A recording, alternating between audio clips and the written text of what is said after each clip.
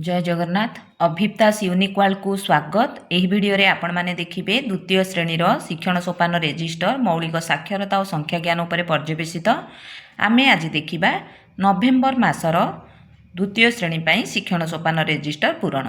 आशा करुछि वीडियोटी निश्चय भावे आपण मानकु भलो लागिबो। चलंतु विलंब न करी आरंभ करिबा। नवेम्बर मासर भाषार आमे शिक्षण सोपान रेजिस्टर पूरणटी को प्रथमे देखिबा।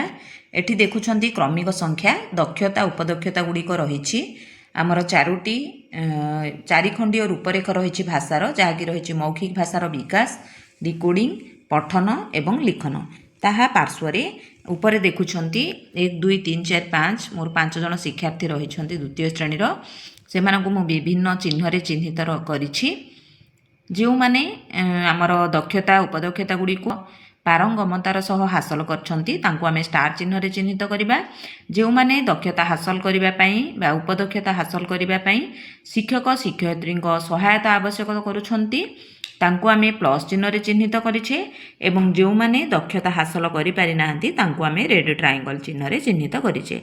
एही परि भाबरे आपण माने निज निज पिला माननको विभिन्न प्रतीक रे चिन्हित करि नेबे।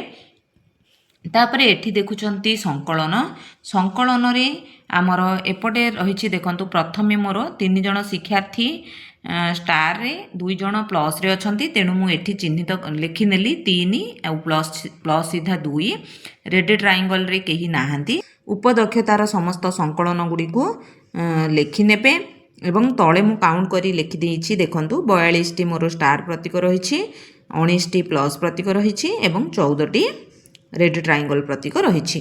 तापरे मु एबे पिला संख्या निर्णय करी केते जन पिला मोर केउ प्रतीक रे अछंती। तो पिला संख्या निर्णय करिबा पई आपण मानकु गोटे ट्रिक मु कहिदेबी जहाँकि बहुत इजी अछि आपण माने सहजरे करि परिबे। आमको परसेंटेज काढिबार नाही सांग माने आपण माने देखिथिबे एमसीएम रे आमर गूगल फॉर्म जेते बेले फिलअप हुए सेते बेले पचारुछि भाषा रे केते जन शिक्षार्थी स्टार रे अछंती प्लस रे अछंती रेड ट्रायंगल रे अछंती सेही परि गणित रे केते जन शिक्षार्थी स्टार रे अछंती प्लस रे अछंती रेड ट्रायंगल रे अछंती। तो आमे आज देखिबा आमे किपरि पिला संख्या निर्णय करिबा। एठी काहेकि मु कहूछि ना आपण माने जानिछंती गोटिए पिला स्टार रे थिबो गोटिए उपदक्षता रे गोटिए उपदक्षता रे प्लस रे थिबो एवं गोटिए उपदक्षता रे से रेड ट्रायंगल रे थिबो। तेणु हमकु पिला संख्या किपरि निर्णय करिबा वर्तमान देखिबा।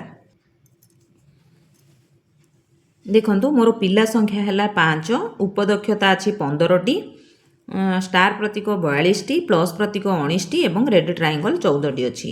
तेणु मो स्टार प्रतीक रे केते पिला अछंती किपरि जानिबी ना मोर टोटल प्रतीक अछि 42 टी स्टार रो तेणु 42 बाई आमर उपदक्षता 15 टी 42 बाई 15 कले मोर 2.8 आसुची बा 3 जन पिला रहिले स्टार प्रतीक रे।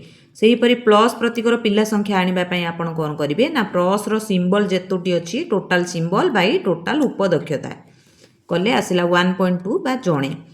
तापरे रेड ट्रायंगल प्रतीक बाहर कली 14 बाई 15 कले 0.9 आसला सेटा को मु एक जण बोली नेली। तेणु मोर 3 जण रहिले स्टार रे प्लस रे एवं जणे रहिले रेड ट्रायंगल रे। एहा को मु समीक्षा रे वर्तमान लेखि नेबी। देखंतु एही परि भाबरे लिखिछि ना भाषा ज्ञान रे मोर 3 जण शिक्षार्थी स्टार प्रतीक रे जणे शिक्षार्थी प्लस रे एवं जणे शिक्षार्थी रेड ट्रायंगल प्रतीक रे अछंती। एबे आपण तळे तारीख लिखि नेबे 29/11/2025 शिक्षक शिक्षयित्री माने निज निजर स्वाक्षर करि नेबे। एठी मोट पिला संख्या केते जण अछंती आपण माने लिखि नेबे।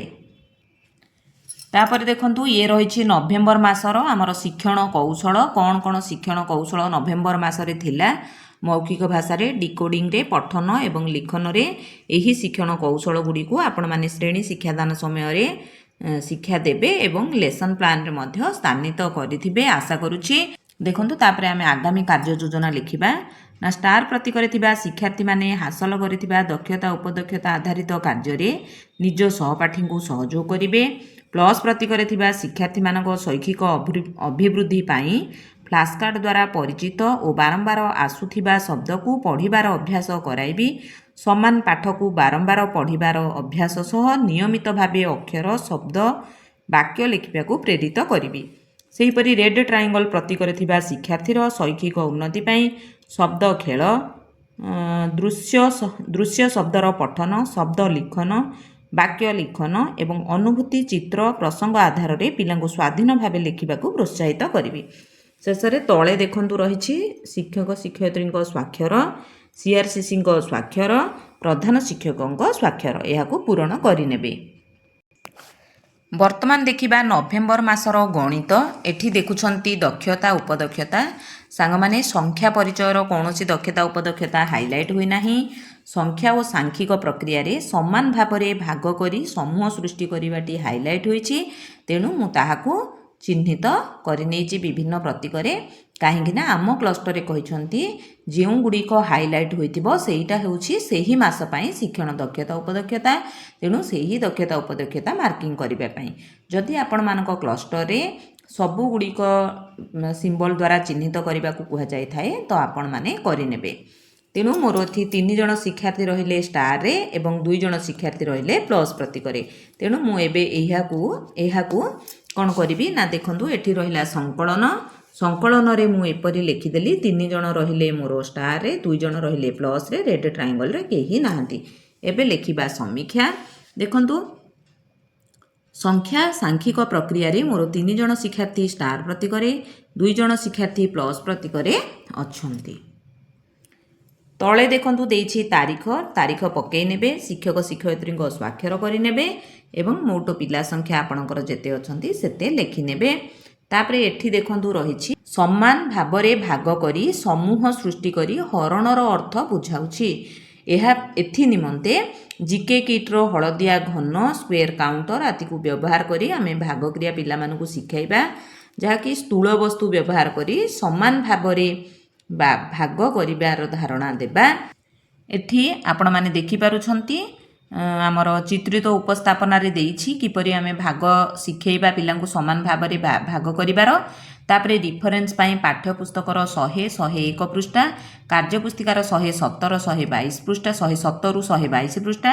ସେହିପରି ଗଣିତ କଳିକା ଆନ୍ଦୋଳନ ଯେଉଁ ଶିକ୍ଷକ ସହାୟକ ପୁସ୍ତିକା ମିଳିଛି ତାର 133ରୁ 136 ପୃଷ୍ଠା ଆପଣମାନେ ବ୍ୟବହାର କରିପାରିବେ। ଏବେ ଦେଖିବା ନଭେମ୍ବର ମାସରେ ଗଣିତର ଆଗାମୀ କାର୍ଯ୍ୟ ଯୋଜନା କ'ଣ ଲେଖିବେ।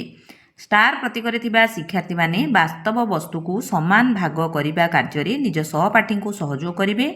ଯେକୌଣସି ବସ୍ତୁ ଦେଲେ ସମାନ ଭାବରେ ବାଣ୍ଟିବାର କୌଶଳ ହାସଲ କରିବେ। ସେହିପରି ପ୍ଲସ୍ ପ୍ରତୀକରେ ଥିବା ଶିକ୍ଷାର୍ଥୀମାନଙ୍କ ଶୈକ୍ଷିକ ଅଭିବୃଦ୍ଧି ପାଇଁ ବିଭିନ୍ନ ସଂଖ୍ୟକ ଭାଗ ହେଉଥିବା ପରି ବସ୍ତୁ ନେବେ। ଆପଣମାନେ ପିଲାଙ୍କୁ ସମାନ ଭାବରେ ବାଣ୍ଟି କରି ଦେଖାଇବା ସହ ପିଲାଙ୍କୁ ବ୍ୟକ୍ତିଗତ ଭାବେ କରି ଦେଖାଇବାକୁ କହିବେ। ତାପରେ ଏଠି ଦେଖୁଛନ୍ତି ତଳେ ରହିଛି ଶିକ୍ଷକ ଶିକ୍ଷୟିତ୍ରୀଙ୍କ ସ୍ୱାକ୍ଷର, CRCCଙ୍କ ସ୍ୱାକ୍ଷର ଏବଂ ପ୍ରଧାନ ଶିକ୍ଷକଙ୍କ ସ୍ୱାକ୍ଷର।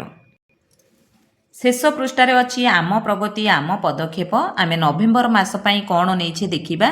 ପିଲାମାନଙ୍କ ଭାଷା ଜ୍ଞାନ ଦକ୍ଷତାର ଶୈକ୍ଷିକ ପ୍ରଗତି ପାଇଁ ଫ୍ଲାସ୍କାର୍ଡ଼ ଦ୍ୱାରା ଶବ୍ଦ ପଢ଼ିବାର ଅଭ୍ୟାସ ସହ ପିଲାଙ୍କୁ ସ୍ୱାଧୀନ ଭାବେ ଲେଖିବାକୁ ଉତ୍ସାହିତ କରିବି। ଇଏ ଥିଲା ଭାଷା ପାଇଁ।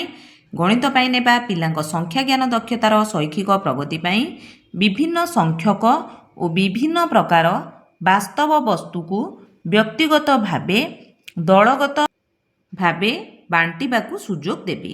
ତେଣୁ ଏହି ଥିଲା ଆମର ଶୈକ୍ଷିକ ପ୍ରଗତି ନିମନ୍ତେ ନିଆଯାଇଥିବା ପଦକ୍ଷେପ, ଯାହାକି ଆମ ପ୍ରଗତି ଆମ ପଦକ୍ଷେପ ରହିଛି।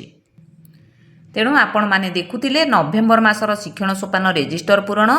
ଆଶା କରୁଛି ଭିଡ଼ିଓଟି ନିଶ୍ଚୟ ଭାବେ ଆପଣମାନଙ୍କୁ ଭଲ ଲାଗିଥିବ। ଯଦି ମୋ ଭିଡ଼ିଓଟି ଆପଣମାନଙ୍କୁ ଭଲ ଲାଗିଥାଏ ଦୟାକରି ଲାଇକ୍ କରିବେ, ସେୟାର କରିବେ, ମତାମତ କମେଣ୍ଟ ମାଧ୍ୟମରେ ଦେବେ। ଯେଉଁ ବନ୍ଧୁମାନେ ମୋ ଚ୍ୟାନେଲରେ ନୂଆ ଅଛନ୍ତି ନିଶ୍ଚୟ ଭାବେ ସବସ୍କ୍ରାଇବ୍ କରିବାକୁ ଅନୁରୋଧ ରହୁଛି। ଧନ୍ୟବାଦ। ଜୟ ଜଗନ୍ନାଥ।